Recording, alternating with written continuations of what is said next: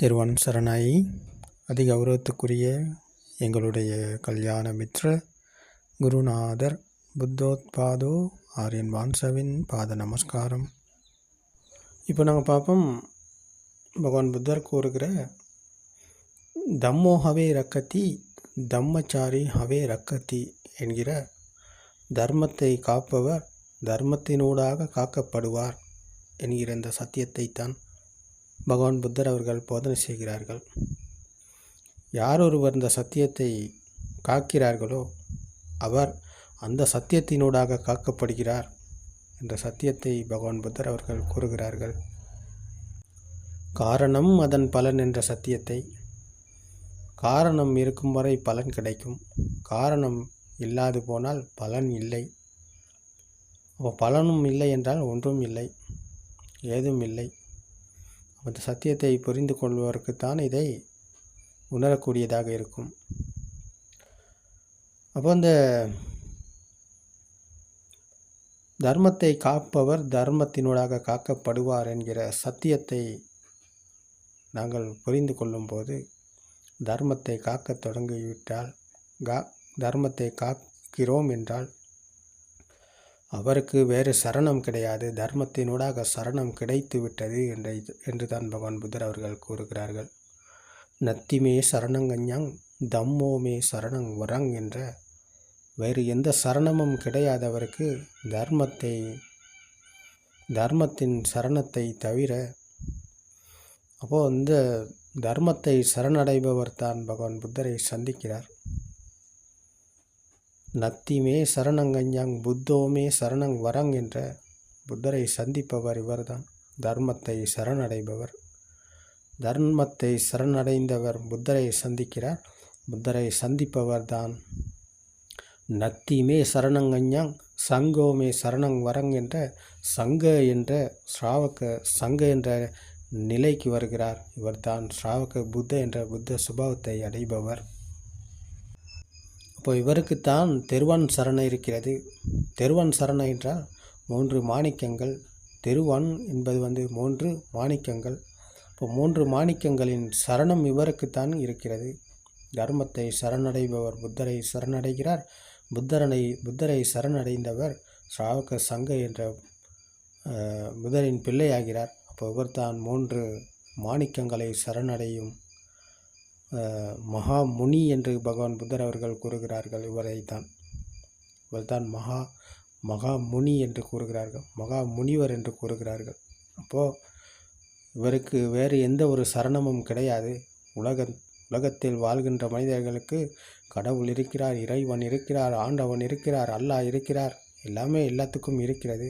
ஆனால் இவருக்கு ஏதும் இல்லை, ஒன்றும் இல்லை என்ற சத்திய தர்மத்தை சரணடைபவருக்கு அங்கே அவருக்கு ஏதும் இல்லை, ஒன்றும் இல்லை என்ற சத்தியத்தை புரிந்து சரணடைந்தவருக்கு அவருக்கு எங்கேயும் எதுவும் அகப்படாது, கிடைக்காது, காண முடியாது. அப்போ இதுதான் தர்மத்தை புரிந்து கொண்ட தர்மத்தை புரிந்து கொண்ட தன்மை. அப்போது யோ தம்மம் பசதி சொம்மம் பசதி என்ற தர்மத்தை காண்பவர் புத்தரை காண்பார் என்ற பகவான் புத்தரின் சத்தியத்துக்குள் வந்தவர் இவர்தான். தர்மத்தை கண்டவர் புத்தரை காண்கிறார். புத்தரை கண்டவர் ஒருத்தர் இங்கே கிடையாது, புத்தர் என்று ஒருத்தர் இல்லை. ஆனால் சத்தியத்தை புரிந்து கொண்டவர் புத்த சுபாவத்தை காண்கிறார் என்பது கண்களுக்கு தெரிவது கிடையாது, இவர் உணர்கிறார். இதுதான் புத்த சுபாவம் என்பது அந்த பிஞ்சு குழந்தையின் தன்மை. எது பிறந்தபோது பிஞ்சு குழந்தையின் பிரபாஸ்பரமான மனநிலை, அங்கே தூய்மையான மனநிலை, அங்கே எதுவும் இல்லை, ஒன்றும் இல்லை. பிஞ்சு குழந்தைக்கு எதுவும் இல்லை, ஒன்றும் இல்லை என்றால் அங்கே பிரபாஸ்பரம், தூய்மையான வெள்ளை மனது. அப்போ அந்த வெள்ளை மனதில் ஏதும் இல்லை, ஒன்றும் இல்லை. அப்போ இதுதான் பிரபாஸ்பரம். அந்த நிலை தான் புத்த நிலை. இந்த சுபாவம் தான் புத்த சுபாவம். புத்த சுபாவத்துக்குள் அங்கே ஏதும் இல்லை, ஒன்றும் இல்லை. அப்போ ஏதும் இல்லை, ஒன்றும் இல்லை என்றால் அவரும் இல்லை, புத்தர் என்று அங்கு ஒருத்தர் கிடையாது. இப்போ இதுதான் புத்த சுபாவம். அந்த புத்த சுபாவத்தை அடைந்த ஸ்ராவக புத்த என்ற புத்த நிலையைத்தான் அடைகிறார்கள். இப்போ இதற்கு நாங்கள் தர்மம் என்னவென்று தெரிந்திருக்க வேண்டும், சத்தியம் என்னவென்று தெரிந்திருக்க வேண்டும். இது தெரியாவிட்டால், இது தெரியாட்டி எங்களுக்கு 3 மாணிக்கங்களின் சரணம் கிடையாது, நாங்கள் தர்மத்தை காப்பவர் கிடையாது, தர்மத்தினூடாக நாங்கள் காக்கப்படுபவர் கிடையாது. அப்போ எல்லாமே பொய்யாகிறோம் சத்தியம் தெரியாதவருக்கு. அப்போது உலகம் உண்மை என நம்பிக்கொண்டு தான் அவர் இருப்பார். உலகத்தில் வாழ்ந்து கொண்டிருக்கும் மனிதர்கள் அனைவரும் உலகம் உண்மையாக இருக்கிறது, நிச்சயமாக இருக்குது அப்படின்னு சொல்லி எடுத்துக்கொண்டு தான் வாழ்ந்து கொண்டிருக்காங்க. கண்களுக்கு தெரிவது, காதுக்கு கேட்பது, மூக்குக்கு உணர்வது, நாக்குக்கு உணர்வது, உடம்புக்கு உணர்வது என்று இந்த உற்பத்தி நிலையங்களால் உருவாக்கப்பட்டது எல்லாமே இருக்கிறது. இது எனக்கு தெரியுது, இந்த கேட்குது, இந்த பார்க்கிறேன், இந்த உணர்கிறேன், எல்லாமே இருக்குது, ஏன் இல்லை அப்படின்னு சொல்லி இன்றைக்கி அதில் தான் வாழ்ந்து கொண்டிருக்கிறாங்க எல்லாருமே. அப்போ இதுதான் பகவான் புத்தர் அவர்கள் கூறுகிறார்கள், இதுதான் அஸ்ருதவத் புத்தக்ஜன மித்யா துஷ்டிக்க உம்மந்தக என்று. அஸ்ருதவத், இந்த கேட்காத சத்தியம் கேட்காதவர் வரைக்கும் அவர் அஸ்ருதவத். மித்யா துஷ்டிக்க உம்மந்தக என்றால் உலகம் உண்மையாக இருக்கிறது என்று நினைத்து கொண்டு வாழும் மூடத்தனத்தில் வாழ்கிறார் இவர். இவர்தான் மூடர் என்று பகவான் புத்தர் அவர்கள் கூறுகிறார்கள், பைத்தியக்காரர் என்று கூறுகிறார்கள். உலகம் உண்மையாக இருக்கிறது என்று வாழும் அனைத்து மனிதனும் இருப்பது மூடத்தனத்தில், பைத்தியக்காரத்தனத்தில். அவர்கள் தான் பைத்தியக்காரர்கள் என்று பகவான் புத்தர் அவர்கள் கூறுகிறார்கள். அப்போது இந்த நிலை மாற வேண்டுமானால் நாங்கள் ஸ்ருதவத் பாவிக்கு வரணும். ஸ்ருதவத் ஆர்ய ஸ்ராவக என்ற நிலையை அடைய வேண்டுமென்றால் நாங்கள் ஸ்ருதவத் பாவிக்கு வரணும். அதாவது ஸ்ருதவத் என்பது சத்தியம் என்னவென்று கேட்டு தெரிந்து கொள்ள வேண்டும். நாங்கள் அது இருப்பது கல்யாணமித்ரவின் செய்தியில். கல்யாணமித்ர என்பது இந்த சத்தியத்தை புரிந்து பிரத்யக்ஷம் அடைந்து தான் கையாண்ட சுபாவத்தை, தான் அனுபவித்ததை, சத்தியத்தை அவர் காட்டணும். அவர் இந்த சத்திய தர்மத்தினூடாக அவர் மற்றவருக்கு புரிய வைக்கணும். இவர்தான் உண்மையான கல்யாணமித்ரர். அவர் அந்த நிலையை அடைந்திருக்கணும், புத்த சுபாவத்தை அடைந்திருக்கணும். அவரால் தான் இந்த சத்தியத்தை இன்னொருத்தருக்கு கொடுக்க முடியும். அவர் அந்த நிலையை அடையாமல், அந்த சுபாவத்தை அடையாமல் இன்னொருத்தருக்கு அதை பெற்றுக் கொடுக்க முடியாது. அப்போது இப்போ இந்த நிலையை அடையாத ஒருவர் கல்யாணமிச்சையாக முடியாது. அப்போ அவர்தான் கல்யாணமிச்சர். அப்போ அந்த நிலையை அடைந்தவருக்கு தான் மற்றவருக்கு தர்மத்தை போதனை செய்ய முடியும். அப்போ தர்மத்தை போதனை செய்து அந்த தர்மத்தை கேட்பவர் தான் ஸ்ருதவத் பாவைக்கு வருகிறார். அவர் ஸ்ருதவத் ஆர்ய ஸ்ராவக் என்ற நிலையை அடைபவர் இவர்தான். அப்போ ஸ்ருதவத் என்று இங்கே தான் பிரியப்படுகிறது. அஸ்ருதவத் என்பது உலகம் உண்மையாக இருக்கிறது என்று அந்த மூடத்தனத்தில் வாழும் மனிதன். ஸ்ருதவத் பாவைக்கு வருபவர் தான் ஆர்ய ஸ்ராவகர். பகவான் புத்தர் சென்ற வழியில் பயணம் செய்ய சத்தியத்தை உணரக்கூடியவர் இவர்தான். அப்போ இவர் தான் முதலில் தெரிந்து கொள்ளணும். இதை நாங்கள் கேட்டு தெரிந்து கொள்ளணும். அப்போ தான் ஸ்ருதவத் பாவை என்று பகவான் புத்தர் அவர்கள் கூறுகிறார்கள். ஸ்ருதவத் பாவைக்கு வருபவர் இதை கேட்கிறார். கேட்டு இதை மனம் உருவான விதம் பற்றி தெரிந்து கொள்கிறார். இந்த சத்திய தர்மத்தினூடாக பகவான் புத்தர் கூறிய இந்த தத்துவத்தை தெரிந்து கொள்ளுகிறார். மனம் உருவான விதம் பற்றி கூறுவது தான் பகவான் புத்தரின் தத்துவம். இந்த உலகத்துக்கு பகவான் புத்தர் ஒரு தத்துவத்தை கூறியிருக்கிறார் என்றால் அது இதுதான், மனம் உருவான விதம். அப்போ இது தெரிந்து கொள்ளாத ஒருவருக்கு பகவான் புத்தரை பற்றி எதுவுமே தெரியாது. அவர் வேறு என்னென்னமோ சொல்லலாம், இது தான் சொன்னார், இது தான் செய்யார் அப்படின்னு சொல்லி இன்றைக்கி சொல்கிற நிறைய பேர் இருக்காங்க. அப்போது அவர்களெல்லாம் சொல்வது சரியா உண்மையா என்று சத்தியத்தை புரிந்து கொள்பவருக்குத்தான் இதை புரிந்து கொள்ள முடியும். அப்போது நாங்கள் இந்த சத்திய தர்மத்தை கேட்கணும். மனம் உருவான விதம் பற்றி பகவான் புத்தர் கூறிய இந்த தத்துவம் பற்றி தெரிந்திருக்கணும். அப்போ இதை தெரிந்து கொள்பவர் மனம் உருவான விதம் பற்றி தெரிந்து கொள்கிறார். அப்போ மனம் என்பது கண், காது, மூக்கு, நாக்கு, உடம்பு என்கிற 5 சென்சர்களாலும் உருவாக்கப்பட்டது என்பதை அவர் இந்த சத்திய தர்மத்தினூடாக கேட்டு தெரிந்து கொள்ளுகிறார். முதலில் தெரிந்து கொண்டு இதை அவர் கையாண்டு பார்க்கிறார். உண்மையாக கண்களுக்கு தெரிவது வெளியில் இருக்கிறதா என்று. அப்போ கண் என்பது ஒரு கேமராவை போல கண்களுக்கு எந்நேரமும் வர்ணம் ஸ்பாக் ஆகி கொண்டிருக்கும். அந்த கேமராவுக்கு எந்த நேரமும் ஒரு ஃபோட்டோ நாங்கள் ஃபோட்டோ பிடிப்பதை கிளிக் பண்ணி ஃபோட்டோவை பிடிக்கிறதை போல் கண்களுக்கு எந்நேரமும் வர்ணம் ஸ்பாக் ஆகி கொண்டிருக்கு. அப்போ கண்களுக்கு தெரிவது வெளியில் இருக்கிறதா என்று பார்த்தா சத்தத்தை நிப்பாட்டிட்டு அவர் கண்களுக்கு தெரிவது வெளியில் இருக்கிறது என்று பார்த்தால் அங்கே எதுவும் அவருக்கு அகப்படாது, தெரியாது, கிடைக்காது. ஏனென்றால் கண்ணும் காதும் இணைந்தது தான் நாங்கள் வெளியில் இருக்குதுன்னு சொல்கிறோம். இந்த கண்ணுக்கு தெரியுது, ஏன் இந்த வாழை மரம் இருக்குது, இந்த தென்னை மரம் இருக்குது, இந்த மாமரம் இருக்குது, இந்த பலா மரம் இருக்குது, இந்த மயில் சத்தம் போடுது அப்படின்றத அங்கே அந்த சத்தமும் வர்ணமும் இணைந்ததைத்தான் நாங்கள் சொல்கிறோம். வெளியில் இருக்குது, இந்த கேட்குது அப்படின்னு சொல்லி. அப்போ சத்தத்தை நிப்பாட்டிட்டு வர்ணத்தை மட்டும் இதுதான் அப்படின்னு யாராலையும் எங்கேயுமே சொல்ல முடியாது. ஏனென்றால் அப்படி ஒன்று எங்கேயும் கிடையாது. கண்கள் சொல்லல இதுதான் மாமரம் என்று, காதும் சொல்லலை இதுதான் மாமரம் என்று, மூக்கும் சொல்லலை, நாக்கும் சொல்லலை, உடம்பும் சொல்லலை. இவை அனைத்தும் ஒன்றாக இணைந்தது தான் மாமரம். கண், காது, மூக்கு, நாக்கு, உடம்பு, இந்த 5 சென்சர்களும் உற்பத்தி நிலையங்களும் இணைந்தது தான் மாமரம். இந்த 5 உற்பத்தி நிலையங்களாலும் உருவாக்கப்பட்டதைத்தான் நாங்கள் வெளியில் இருக்கிறது என்று நினைத்து கொண்டு பிடித்து கொண்டு இருக்கிறது என்ற துஷ்டியில் மாட்டிக்கொண்டிருக்கிறோம் இன்றைக்கி. அப்போ இதுதான் துஷ்டி, மித்யா துஷ்டி என்று பகவான் புத்தர் அவர்கள் கூறுகிறார்கள். சக்காய துஷ்டி, மித்யா துஷ்டி, இதுதான் ஆத்ம துஷ்டி. வெளியில் இருக்கிறது என்று எடுத்துக்கொண்ட துஷ்டி தான் ஆத்ம துஷ்டி. அந்த ஆத்ம துஷ்டியில் தான் இன்றைக்கு மனிதர்கள் எல்லாருமே வாழ்ந்து கொண்டிருக்கிறாங்க.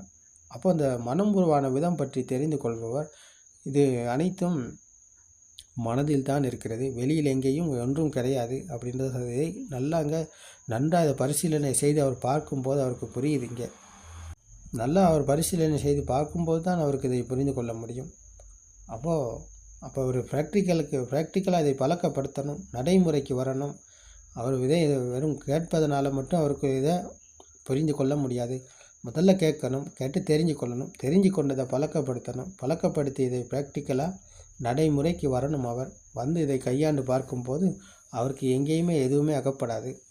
மூக்குக்கு உணர்ந்தது வெளியில் கிடையாது, அது வெறும் நாற்றம் மற்றும் வாசனை தான்.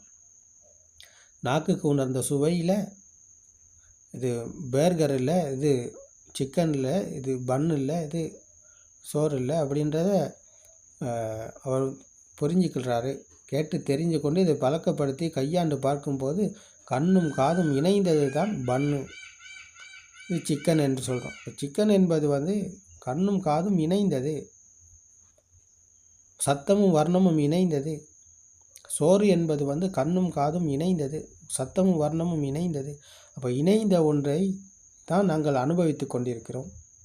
வெளியில் இருக்கிறது என்று அதை நாங்கள் அனுபவித்து கொண்டிருக்கிறோம், அதில் நாங்கள் இன்பம் அடைந்து கொண்டிருக்கிறோம். அப்போ உண்மையான இன்பம் இங்கே இருக்கிறதா என்று பார்த்தால் அப்படி ஒன்று கிடையாது. அப்போ சோறு தான் நாங்கள் சாப்பிட்றோம் அப்படின்னு சொல்லி நாங்கள் நினச்சிக்கிட்டு தான் சாப்பிட்டு கொண்டு இருக்கோமே தவிர சோறு நாங்கள் என்றைக்குமே சாப்பிட்டது கிடையாது. ஏன்னா அப்படி ஒன்று கிடையாது. சோறு என்பது சத்தமும் வர்ணமும் இணைந்தது. கண்களுக்கு தெரிந்தது வர்ணம், காதுக்கு கொடுத்தார்கள் இதுதான் சோறு அப்படின்னு சொல்லி.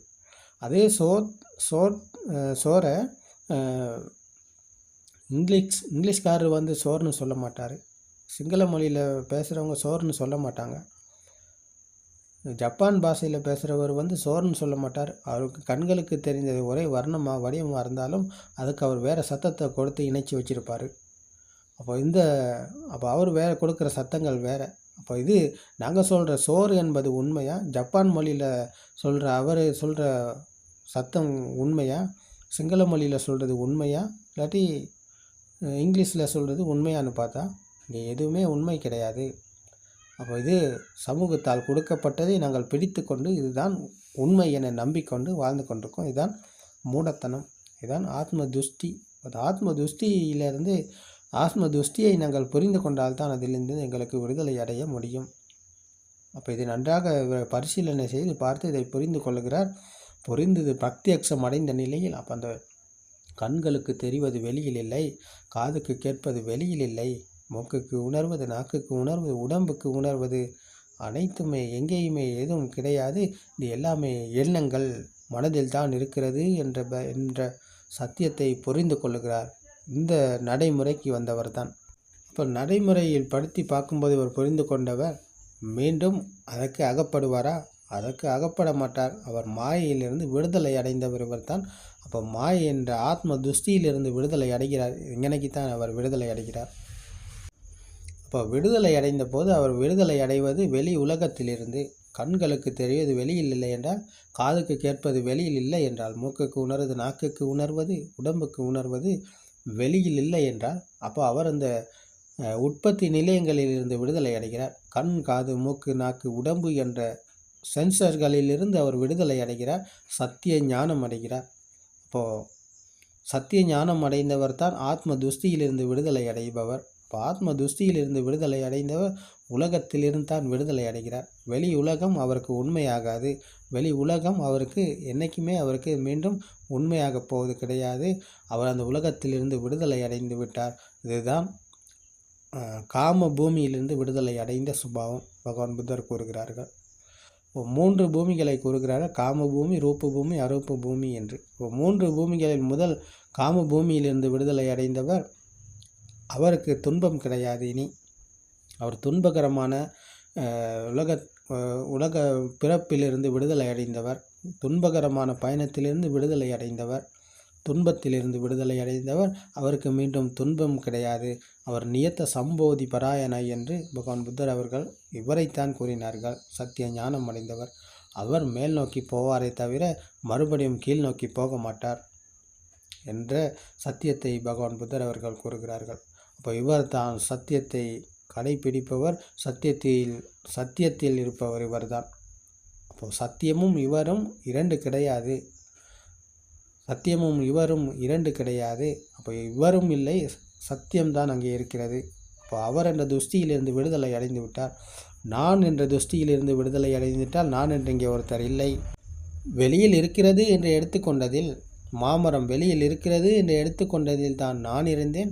அதுதான் என்னுடையதாக இருந்தது. அதுதான் என்னுடைய ஆன்மா.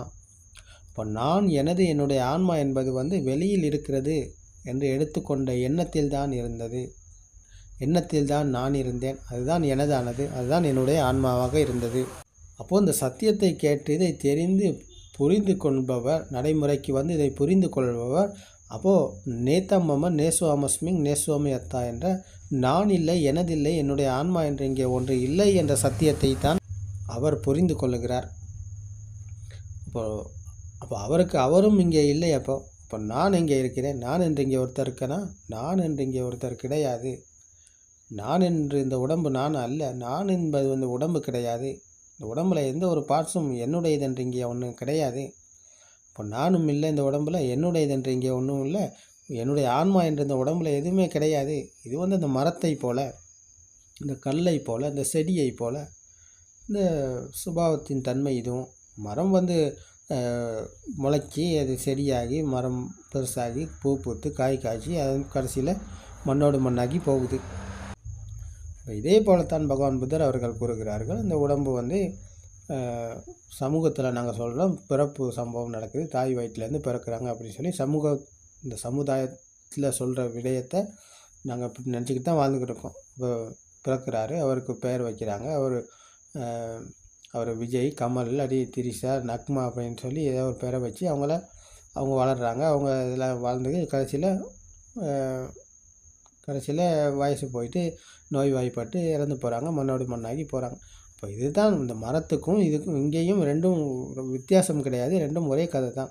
இப்போ இவர் என்று இங்கே ஒருத்தர் இல்லை. இவர் அந்த துஷ்டியில் இருக்கனால நான் தான் இது என்னுடையது, இதுதான் அப்படின்னு சொல்லி அவர் நினச்சிக்கிட்டு இருக்காரே தவிர அப்படி ஒன்று இங்கே கிடையாது என்ற சத்தியத்தை தான் பகவான் புத்தர் அவர்கள் கூறுகிறார்கள். அப்போது நான் இல்லை, எனதில்லை, என்னுடைய ஆன்மா என்று இங்கே ஒன்று இல்லை என்றால், இப்போ இந்த உடம்புல எதுவுமே என்னுடையது என்று கிடையாது. நானும் இங்கே இல்லை, என்னுடைய ஆன்மாவும் இங்கே இல்லை. அப்போ இதுதான் ஆத்ம துஷ்டியிலிருந்து விடுதலை அடைந்த சுபாவம். அப்போ அவர் தர்மத்தில் தான் இருக்கிறார், சத்தியத்தில் தான் அவர் இருக்கிறார். அப்போ இவர் தான் தர்மத்தை காப்பவர். தம்மோகவே ரக்கத்தி தம்மச்சாரி அவே ரக்கத்தி என்ற சத்தியத்தை காப்பவர், சத்தியத்தினூடாக காக்கப்படுவார் என்ற சத்தியத்தை பகவான் புத்தர் அவர்கள் கூறுகிறார்கள். அவரை யாராலையும் ஏமாற்ற முடியாது, அவரை யாராலையும் எதுவுமே செய்ய முடியாது. இந்த உலகமே தலைகீழாக மாறினாலும் அவரை விழ வைக்க யாராலும் முடியாது. இந்த உலகத்தில் பெரிய பெரிய அறிஞர்கள், மகான்கள் இருப்பாங்க, இன்றைக்கும் இருக்கலாம். யாராலையும் இந்த சத்தியத்தை உணர்ந்தவரை அவருக்கு கீழ் நோக்கி தள்ள முடியாது. ஏனென்றால் அவர் பிரத்யக்ஷம் அடைந்தவர். உலகம் உண்மை அல்ல, இது அனைத்தும் எண்ணங்கள், கற்பனை, மனதில் தான் இருக்கிறது என்ற சத்தியத்தை உணர்ந்தவரை ஒருபோதும் உலகம் உண்மை என இதுதான் உலகம் என்று யார் எப்படி சொன்னாலும் அவர் எதையுமே நம்ப போவது கிடையாது. ஏனென்றால் அவர் உணர்ந்து விட்டார், உலகம் என்பது கற்பனை, மனதில் தான் இருக்கிறது என்ற சத்தியத்தில் சத்தியத்தில் இருப்பவர், சத்திய ஞானம் அடைந்தவர். இவரை ஏமாற்ற எந்த ஒரு கொம்பனாலும் முடியாது. அப்போ இந்த சத்தியத்தை புரிந்து கொண்டு இதை நடைமுறைப்படுத்தி இதை கையாண்டு இதை புரிந்து கொண்டீங்கன்னு சொன்னால் நீங்களும் தர்மத்தை காப்பவராக இருப்பீர்கள்.